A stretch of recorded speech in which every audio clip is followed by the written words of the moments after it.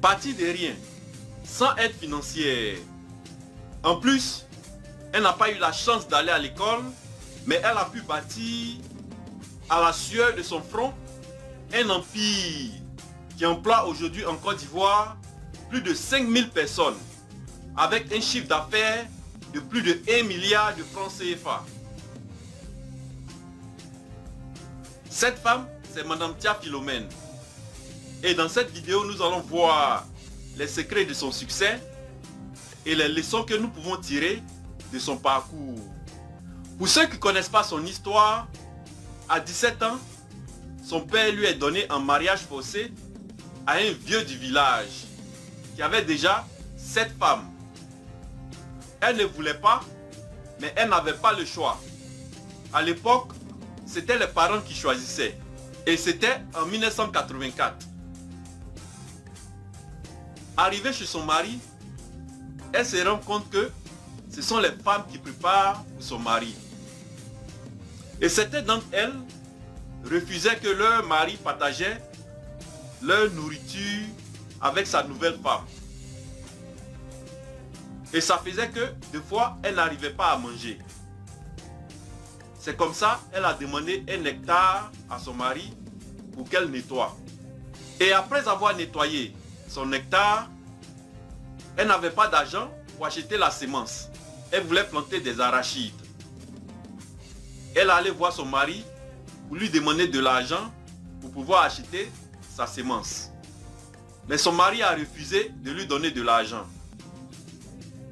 Et là, c'était la première difficulté qu'elle a croisée. Elle était obligée d'aller travailler dans le champ des autres contre 600 francs le jour. Et elle prenait 500 francs pour la semence et 100 francs pour sa nourriture. Nous sommes dans les années 80 et 100 francs suffisaient pour acheter sa nourriture, pour acheter son attiqué. Donc c'est comme ça, elle a pu faire son champ d'arachide. Et au moment de la récolte, elle s'est retrouvée avec un deuxième problème, une deuxième difficulté. Parce qu'elle était enceinte, elle ne pouvait pas faire la récolte elle-même. Il fallait trouver une solution. Ça l'a forcée à réfléchir et à trouver une solution. Et quelle est la solution qu'elle a trouvée? Elle a demandé aux élèves du village, aux femmes du village, de venir faire la récolte pour elle. Mais comme elle n'avait pas d'argent pour leur payer, elle leur a dit que si tu récoltes 3 sacs d'arachides, tu prends un sac et tu lui remets les 2 autres sacs. C'est comme ça, les gens sont venus travailler pour elle et elle a pu faire sa récolte. Et elle a reçu au total 70 sacs. En ce moment-là, le sac d'arachide coûtait à 2500 francs. Donc, elle a décidé d'attendre avant de vendre ses 70 sacs. Elle a décidé de garder sa récolte pour attendre la rupture. Et ça a marché. Parce que le prix du sac d'arachide a doublé. Et c'est comme ça, elle a reçu au total 350 000 francs. Là, j'ai vendu le sac à 5 000 francs. J'ai gagné 350 000 francs. Waouh, j'ai gagné mon fonds de roulement. Elle a tiré beaucoup de leçons de cette expérience de champ d'arachide. Et c'est ce qui lui a permis de construire son empire. Le fait qu'elle était enceinte et qu'elle ne pouvait pas faire sa récolte elle-même était un problème. Mais en réalité, c'était une bénédiction déguisée. Pourquoi? Ça lui a permis d'apprendre à déléguer et en même temps de voir la puissance de savoir déléguer. Un des leviers de la richesse en entrepreneuriat, c'est savoir déléguer. Et ça a permis à Madame Tia Philomène de comprendre que elle n'a pas besoin de travailler elle-même, mais elle peut faire en sorte que son agent travaille pour elle. Et c'est ce qu'elle a fait. Donc, qu'est-ce qu'elle a fait avec ces 350 000 francs de bénéfices? Contrairement à ce que d'autres femmes du village allaient faire, c'est-à-dire aller s'acheter des pagnes pour paraître riches, Madame Tia Philomène a considéré ces 350 000 francs comme son fonds de roulement. Et elle a pensé automatiquement à faire des activités qui pouvaient lui rapporter plus d'argent. C'est comme ça qu'elle s'est lancée dans le commerce. Elle a investi ces 350 000 francs dans des voyages en Guinée où elle achetait des produits vivriers pour venir vendre dans la ville de Mans. Et après un an d'activité, elle a pu économiser 3 300 000 francs.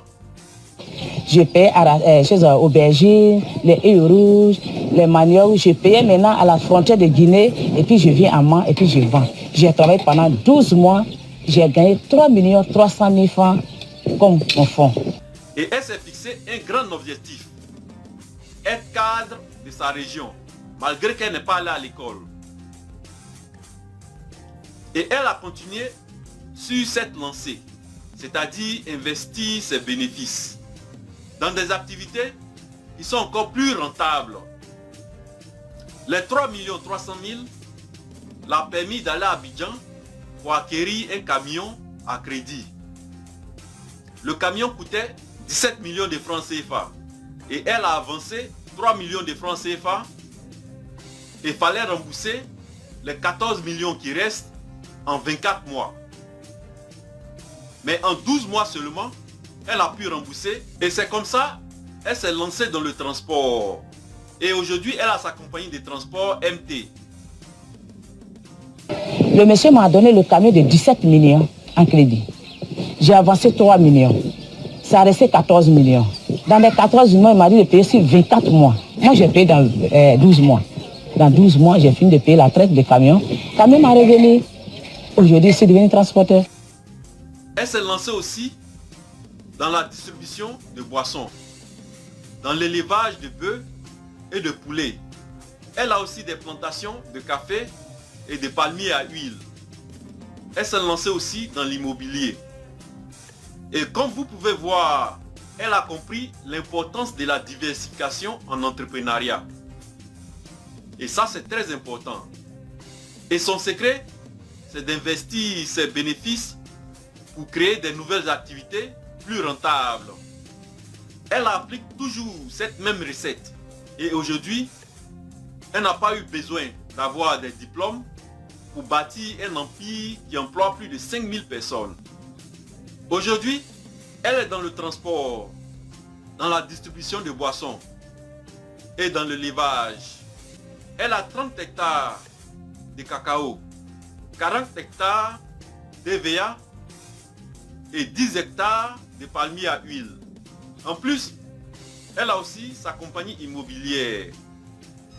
Voilà mon premier dépôt qui est là. Quand j'ai vendu le poisson, juste quand j'ai cotisé, j'ai gagné un peu d'argent. C'est ici que j'ai commencé à vendre boissons sur le bras. À partir de 2016, que j'ai été transporté en Côte d'Ivoire. Là, quand j'ai été transporté en Côte d'Ivoire, je ne vais jamais oublier de Sipiro. Malgré qu'aujourd'hui, que j'ai des cas climatisés, j'ai tout, j'ai des remords, j'ai tout, mais l'homme, il ne faut jamais oublier où tu es quitté. Malgré que la route de Sipilou, vélo ne peut pas passer, mais je fais mon effort pour venir avec mes camions ici à côté de la population de Sipilou. Parce que c'est grâce à la population de Sipilou qu'on m'a aimé pour me soutenir dans mon commerce. Et puis je suis devenu transporteur. C'est à cause de ça que quand j'ai créé mon transport, je suis venu à Sipilou pour créer ma première gare à Sipilou.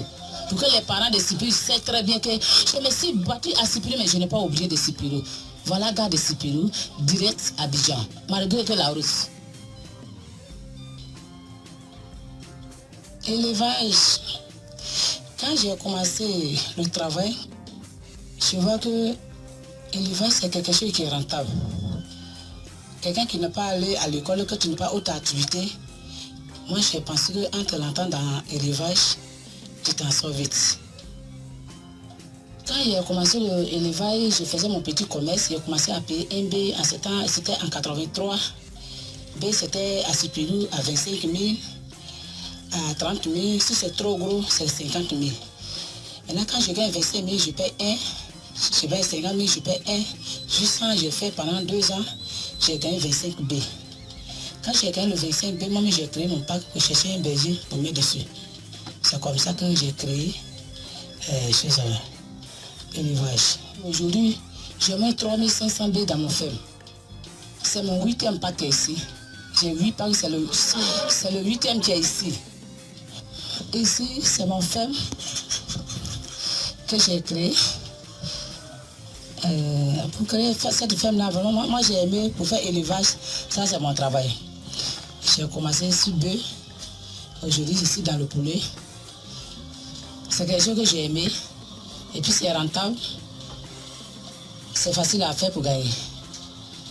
En 2007, je faisais la boisson. Bon, un moment arrivé, il y a nos parents retraités.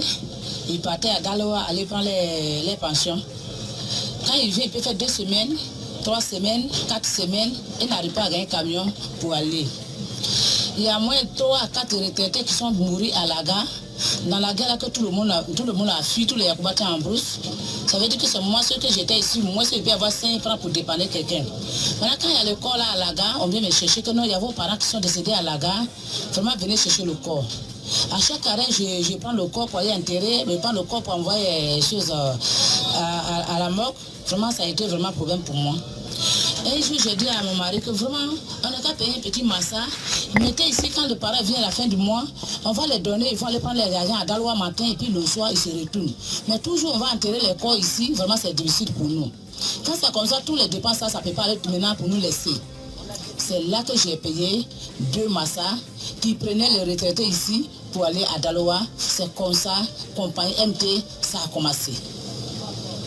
Maintenant, quand ça a commencé, maintenant, ça a commencé, maintenant, les parents qui voyagent, ils sont commencés à venir. J'ai payé 4, encore, c'est devenu 4.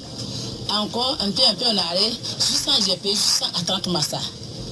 Juste en 2007, 2008, 2009, c'était maintenant que je vais 30 massas. Après de 30 massas, maintenant, j'ai dit non. Depuis lui s'est créé, quelqu'un n'a jamais payé qu'à climatiser. Je vais faire plaisir à mes parents. Maintenant, en 2010, maintenant, je suis parti payer qu'à climatiser Python. Je suis parti, j'ai payé 6 quarts. Je suis venu à ça. C'est moi qui ai envoyé le premier quart climatisé Python à main. C'est là que mon compagnon est parti. Aujourd'hui, on parle de MT à main. C'est ça que dit que mes débats, transport, c'est pour moi seul, c'est pas association. Le transport, c'est quoi? C'est énergétique. Parce que quand tu viens quelqu'un, il faut dire que non, je vais devenir tant. Maintenant, quand tu le fais, Dieu va t'aider dans ça. Et le conseil qu'elle donne aux jeunes, c'est de ne pas baisser les bras devant les difficultés et de se focaliser sur leurs objectifs. Et selon elle, il n'y a aucun secret de réussite. Le seul secret, c'est d'apprendre de ses échecs. Et puis tout ce qu'on fait, il y a l'argent dans tout. Mais il faut aimer le travail avant que tu gagnes. Mais tu n'aimes pas le travail, tu ne peux pas gagner. Tu vas voir tes amis en train d'avancer dans le même travail que vous tous faites. Toi, tu n'avances pas parce que tu ne prends pas au sérieux. Quand je paie à peine d'abord, tout le travail qu'ils vont entreprendre, elle n'est qu'à aimer. Quand tu as aimé, tu t'en sors. Si tu n'as pas fait effort, tu t'en sors pas. Il y a souvent que tu restes de fatigue dans ton corps, tu te fais pour te lever, pour aller voir ton entreprise que tu as installée hier. Mais tu viens d'installer l'entreprise hier, aujourd'hui tu te reposes, ça veut dire que tu as fait ça pour les gens. Quand tu t'es paresseux, va au rang dans ton entreprise. Depuis à l'âge de 16 ans jusqu'à aujourd'hui, jusqu'à 52 ans, je crois qu'on est loin. Mais je n'ai jamais été, parmi les 52 ans, je n'ai jamais été découragé dans ma vie. Pour dire que non, ça, comme j'ai fait échec ici, je reste. Quand cette année j'ai fait échec, l'année prochaine, comment je vais faire, même ce que j'ai fait, je vais reprendre encore pour que ça devienne bon. À travers son exemple, on voit clairement qu'on n'a pas besoin d'aller à l'école pour pouvoir réussir dans la vie. Dans tous les cas, on avance ensemble.